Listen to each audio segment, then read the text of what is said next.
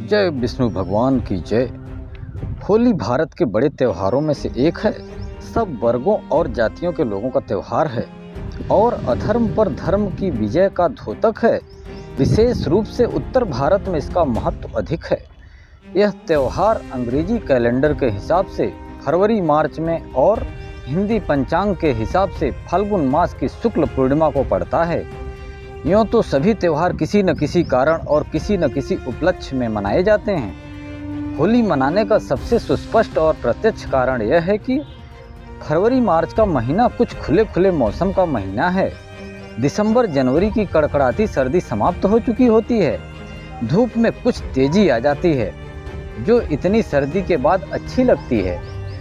होली की शुरुआत होली से सवा महीने पहले बसंत पंचमी से ही हो जाती है। बसंत पंचमी के दिन होली जलाने के स्थान को साफ करके उसका पूजन आदि करते हैं और फिर वहाँ एक झंडा गाड़ देते हैं। इसके बाद रोज उसके चारों तरफ घास फूस झाड़ झंखाड़ लकड़ी उपले इकट्ठे करते रहते हैं। इससे ईंधन का बहुत ढेर इकट्ठा हो जाता है। उसकी होली जलाई जाती है। होली गाने वाली मंडलियाँ रोज शाम को वहाँ जमा होकर खूब नाचने गाने का प्रोग्राम करती हैं। इस पूरे समय स्त्रियां भी वहां जमा होती हैं। होली मनाने का कारण किसानों से भी संबंधित है। इन दिनों फसल पककर तैयार हो जाती है। किसान गेहूं अथवा जौ की बालों को होली की आग में भूनकर घर घर बांटता है।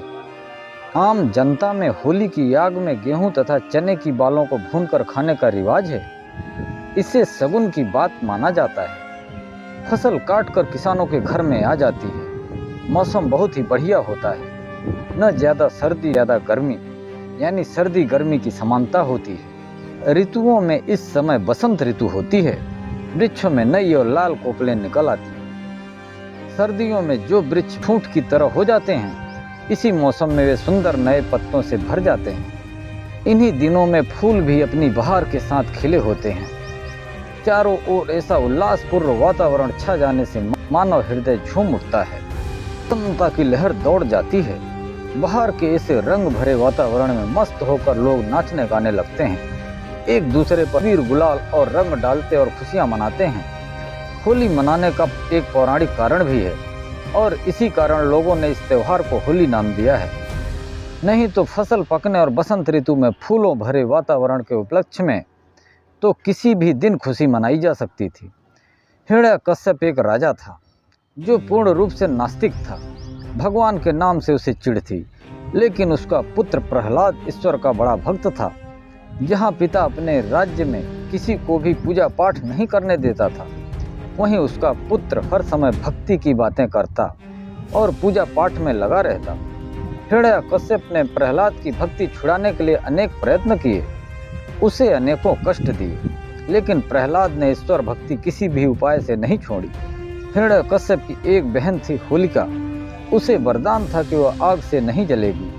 अंत में यह योजना बनाई गई कि होलिका प्रहलाद को गोद में लेकर चिता में बैठ जाएगी। वरदान के कारण होलिका तो बच जाएगी और प्रहलाद जलकर भस्म हो जाएगा। ऐसा ही किया गया।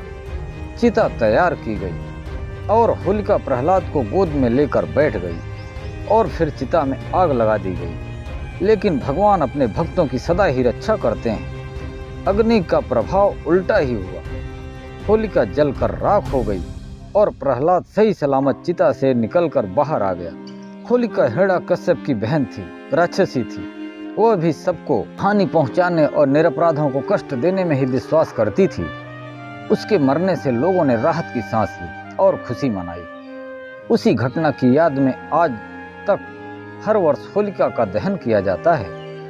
पूर्णिमा को होली जलाई जाती है और होली खेलने के लिए आमतौर पर टेसू के फूलों का रंग बनाया जाता है। इस दिन खूब होली के गीत गाए जाते हैं। लोग एक दूसरे की मनोकामना करते हैं और शाम को नहा धोकर अपने मित्रों और संबंधियों से मिलने जाते हैं।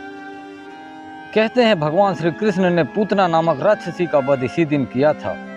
वृंदावन में इसी की खुशी में होली का त्योहार मनाया जाता है। बाद में इसी पूर्णिमा पर श्री कृष्ण ने गोप और गोपियों के साथ रासलीला रचाई और दूसरे दिन रंग खेलने का उत्सव मनाया। भगवान श्री कृष्ण की जन्मभूमि ब्रिज की होली आज भी प्रसिद्ध है। कृष्ण और गोपियां इस त्योहार को बड़े उल्लास से मनाते थे। उसी पर आधारित होली के अनगिनत गीत भी बनाए गए हैं। होली जलाने के दूसरे दिन दुल्हंडी कहते हैं और उसी दिन रंग गुलाल से होली खेली जाती है। यूँ तो यह त्यौहार पूरे भारत में मनाया जाता है, लेकिन मथुरा, वृंदावन और बरसाने की होली प्रसिद्ध है। आज भी वहाँ होली मनाने का अंदाज निराला है। यह उत्सव वहाँ 15 दिनों तक चलता है। होली का माहौल तो बसंत पंचमी से ही शुरू हो जाता है। राधा कृष्ण की लीलाओं के गीत गाए जाने आरंभ हो जाते हैं और होली का दिन आने पर सभी लोग एक दूसरे से रंग भरी मस्ती की मानसिकता से ओतप्रोत हो जाते हैं। होली जलने के दूसरे दिन नंद गांव के गोप एक झंडा लेकर होली खेलने के लिए बरसाना गांव जाते हैं। बरसाना में राधा रानी का मंदिर है। वे सबसे पहले मंदिर में जाकर पूजा करते हैं और मंदिर के सामने ही झंडा गाड़ देते हैं। फिर होली शुरू होती है। नंद गांव के लोगों पर बरसाने के लोग खूब रंग डालते हैं और गुलाल लगाते हैं। वहाँ की गोपियाँ डंडों से नंद गांव के गोपों को मारती हैं और गोप अपना बचाव ढालों से करते हैं जो वे अपने साथ लाते हैं। दूसरे दिन बरसाना के लोग नंद गांव जाते हैं और वहाँ भी इसी प्रकार से होली खेली जाती है। बरसाना के गोप भी मंदिर का झंडा लेकर जाते हैं। होली खेलने के दौरान खूब गीत गाए जाते हैं। रंग गुलाल का दौर चलता है और बरसाना के गोपों को नंदगांव की गोपियां डंडों से मारती हैं तथा बरसाना के गोप ढालों द्वारा अपने आप को बचाते हैं। तीसरे दिन दाऊ जी के गांव में होली खेली जाती है। गोपियां बाल्टियां भर भर कर रंग और डलियों में गुलाल भर भर के ले जाती हैं। गोपों के ऊपर खूब रंग डाला जाता है और उनके कपड़े फाड़कर उनकी रस्सी बनाकर उन्हें मारती हैं और खूब गीत गाती हैं। इसके दूसरे दिन गोवर्धन पर होली खेली जाती है। वहाँ भी खेलने का वही तरीका है। स्त्रियां घूंघट काढ़े हुए ही होली खेलती हैं। खूब रंग गुलाल और डंडे पुरुषों पर बरसाती हैं। लेकिन इस बीच कोई भी पुरुष न तो स्त्रियों का घूंघट ही खोल सकता है और न ही उनके शरीर को स्पर्श कर सकता है।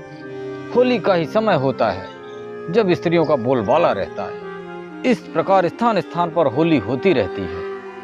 अंत में रंग जी के मंदिर में यह उत्सव समाप्त होता है। समाप्ति के दिन को ब्रह्मोत्सव कहते हैं। मंदिर के बाहर एक बहुत ऊंचा रथ होता है। मंदिर की मूर्तियों को निकालकर उसमें बैठाकर भक्तजन खींचकर बगीचे में ले जाते हैं। गाते बजाते नाचते हुए सब जाते हैं और फिर घूम फिर कर वापस आते हैं और मूर्तियों को फिर से मंदिर में प्रतिष्ठित कर दिया जाता है। हर स्थान में पहले मंदिर में पूजा की जाती है, उसके बाद ही होली खेलने का कार्यक्रम शुरू किया जाता है।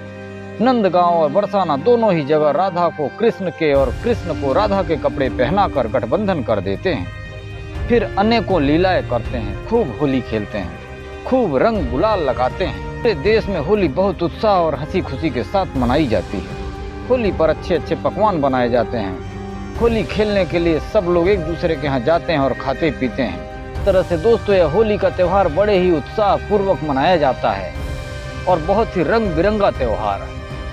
तो दोस्तों इसी के साथ वीडियो समाप्त करते हैं। अगर वीडियो पसंद आया हो तो लाइक कीजिएगा और अगर अभी तक आपने चैनल को सब्सक्राइब नहीं किया होगा तो प्लीज़ चैनल को सब्सक्राइब कर लीजिएगा, बेल आइकन को प्रेस कीजिएगा।